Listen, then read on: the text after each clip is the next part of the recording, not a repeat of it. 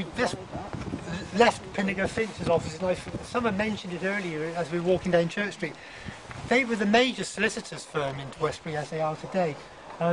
Unfortunately, in 1935 there was a fire in their premises, and a tremendous amount of material, archive material, was destroyed. That would be records of clients, title deeds of property and that type of thing. And in fact, some of the Westbury Borough regalia, or the borough seal. I'll talk a little bit about the borough when we get down to the marketplace. But that, sadly, a late 16th century borough seal was lost in the fire. And people often say, yes, there's no records because of the fire at Pinnacle Finch.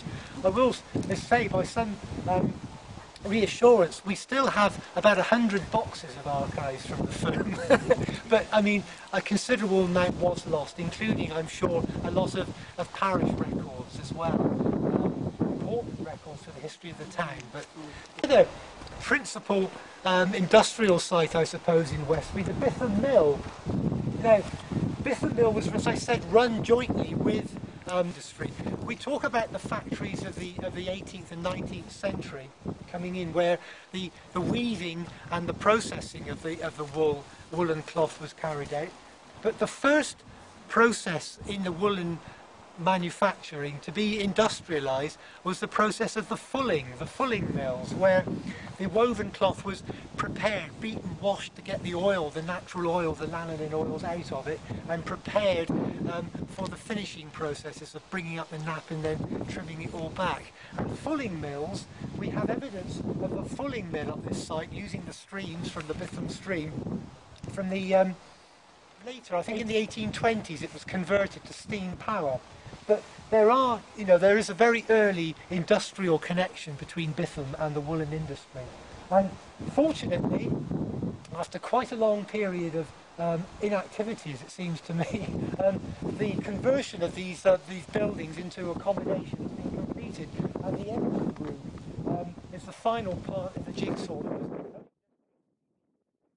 and finished. And now the buildings are all looking rather good and in use, which is great. This was quite a derelict site for some time. Sadly,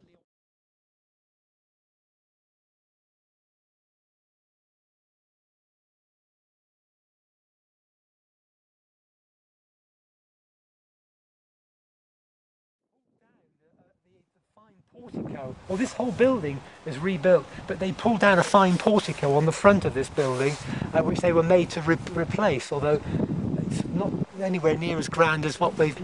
This timekeeper's cottage, we believe, was designed by W.J. Stent, a local Warminster architect, back off the road a bit, who actually designed the Laverton Institute, and it's a rather fine building. Farm-built property with the latticed windows at the back of it. We'll see the front of it when we come out onto Alfred Street. In the 19th century, that was owned and occupied by James Taylor Singer in 1840, together with an adjoining tan yard. Again, another industrial process, quite a smelly, mucky one as well. So we're in a working town area. Another example of that.